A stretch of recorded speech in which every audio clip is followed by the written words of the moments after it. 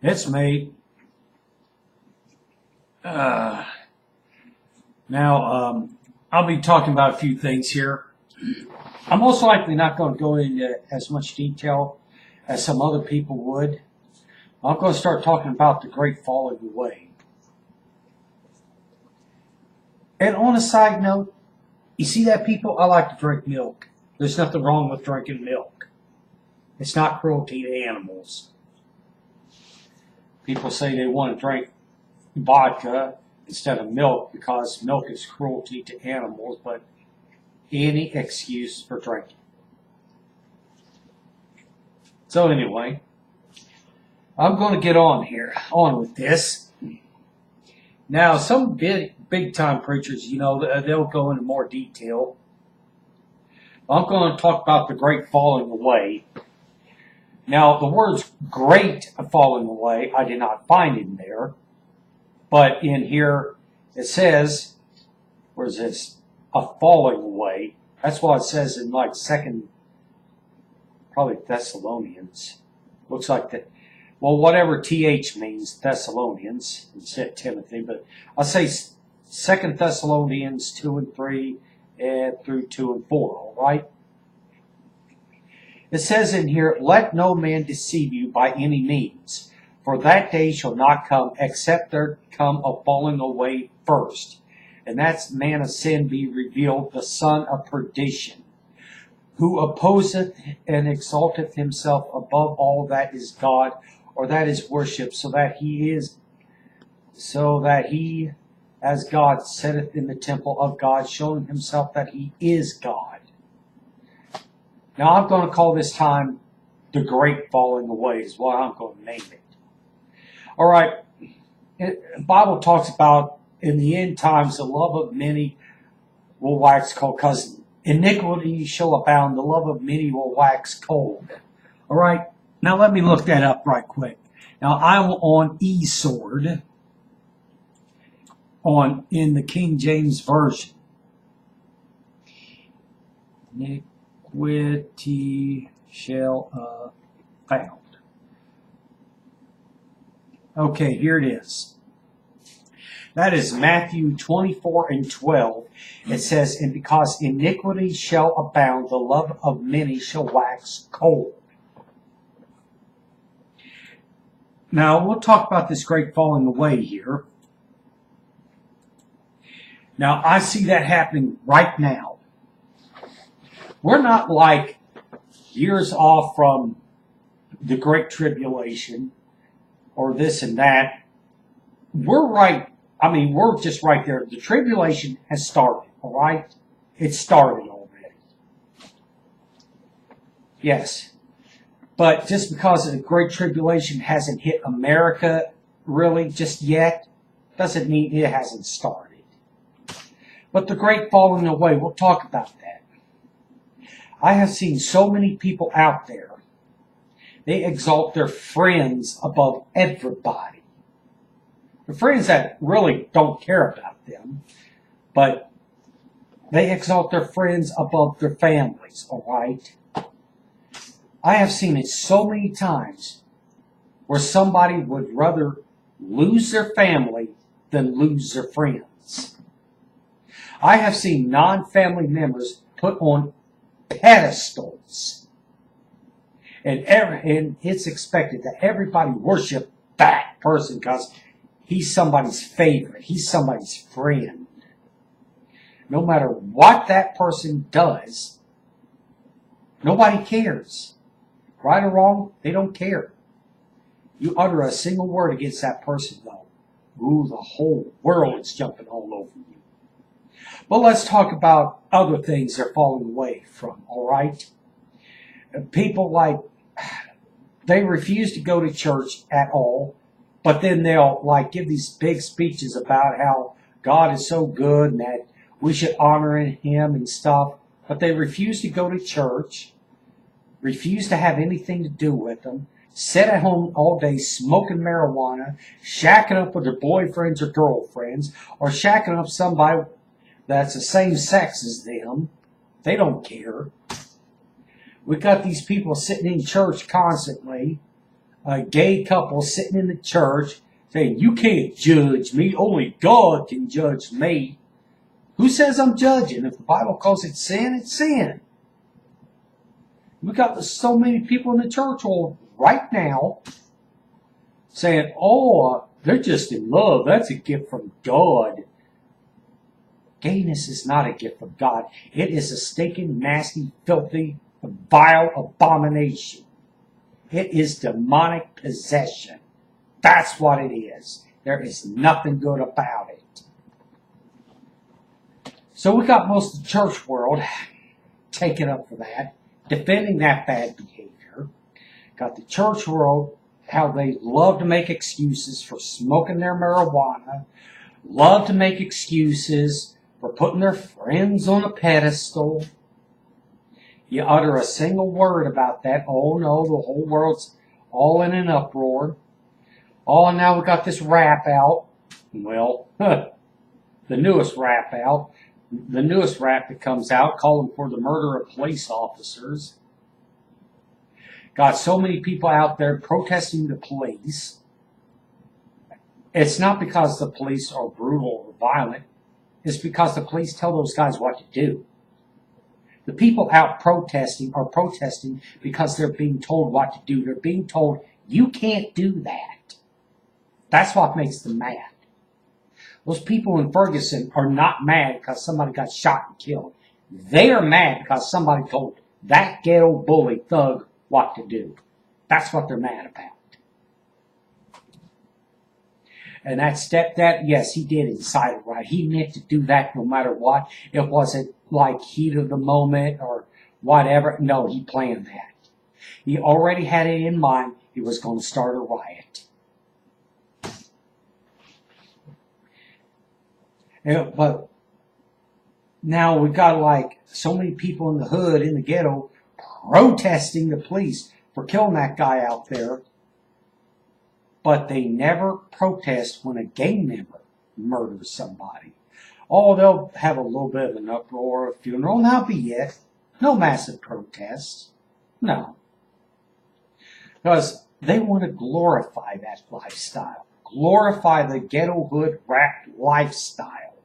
Smoke their marijuana all the time. And then somebody comes along and says, hey, you can't do that. Then they get mad. They could care less somebody got shot and killed because they glorify that stuff all the time. They're just mad because someone in authority told that guy he couldn't do that anymore. So there's that part of the great falling away right now. It's like the people running around doing just whatever they want to do, no matter what. They don't care. Say, yo, you got to let somebody live their life the way they want to live it.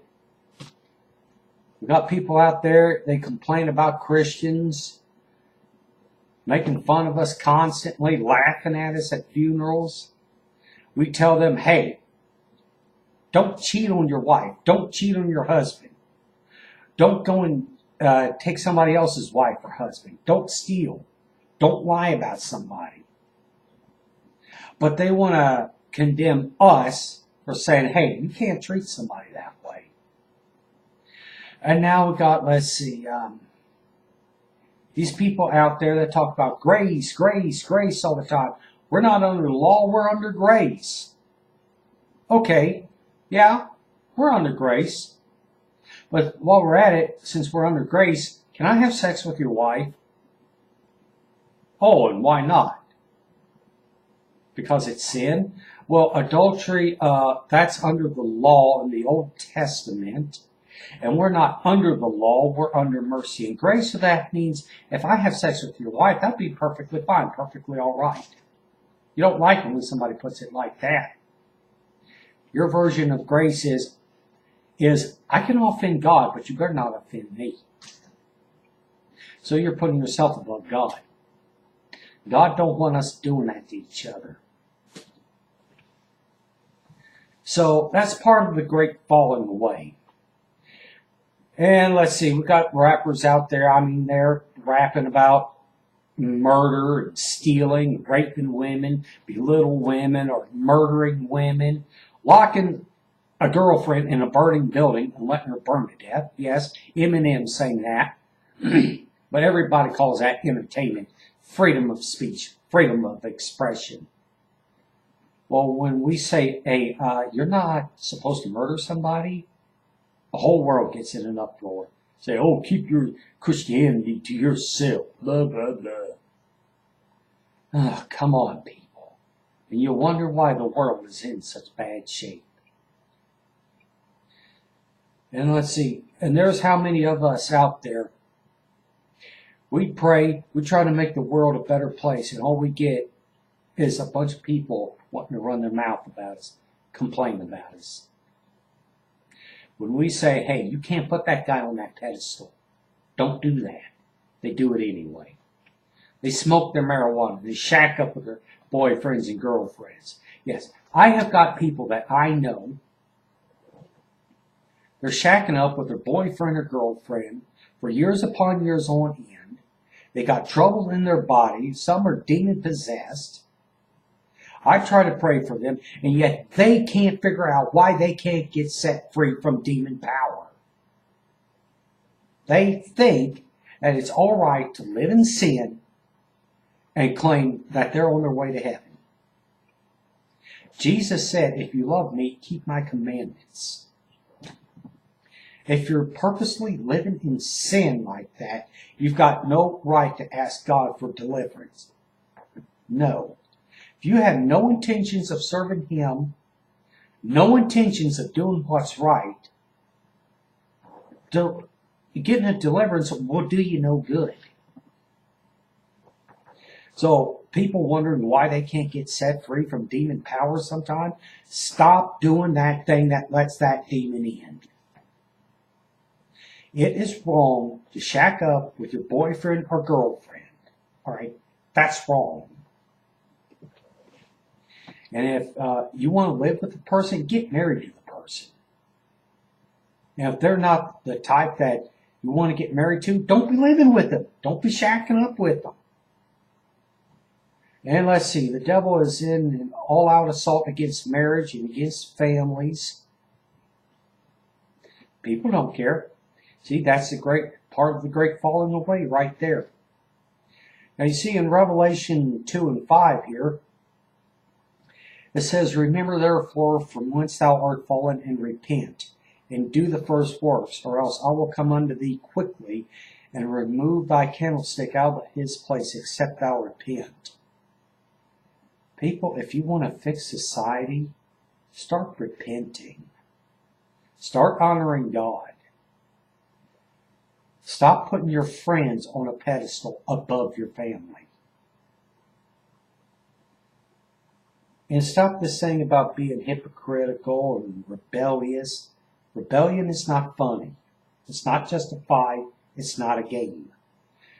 Rebellion is in the same category as witchcraft. But just going out and doing whatever you want and then claiming you're right with God, nah, that's a lie. And still, people that refuse to drink milk, as they say, cruelty to animals. People have been drinking milk for like 6,000 years. Yeah, so we've got people, they say about alcoholism, they say, oh, I've got a disease. That's a lie. You don't have a disease. You have an obsession. You're hooked on alcohol because you choose to be hooked on alcohol. You just don't like having to pay the price for it. So let's see. Now, of course, let's talk about other things too, about how a lot of people in the church world, they love to ignore certain people. I mean, they love it. It's like, if you don't have the right look about you, most people in the church world ignore you. You automatically have to be in a suit and tie, have the exact right perfect look before they say, oh, brother, or what can I do for you today? Can I pray for you today? But they find someone that just t-shirt and blue jeans and whatever, their hair is not combed that day. Church world wants to ignore them. The church world, they see somebody out there that don't have a job, and they say, oh, you're a lazy bum that don't want to do anything. People, just because somebody don't have a job, don't mean they're a lazy bum. It just means they don't have a job.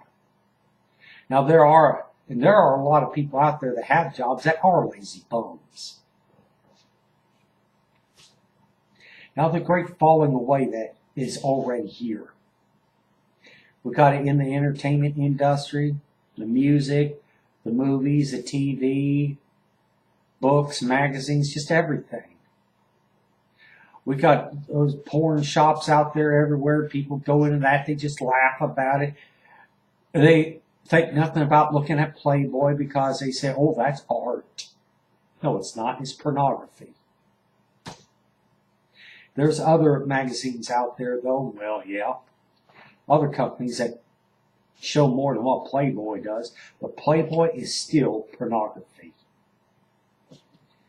And back in the day, what was it, like 30 years ago, and supposedly Bill Cosby was in the Playboy Mansion and assaulted a 15-year-old girl there.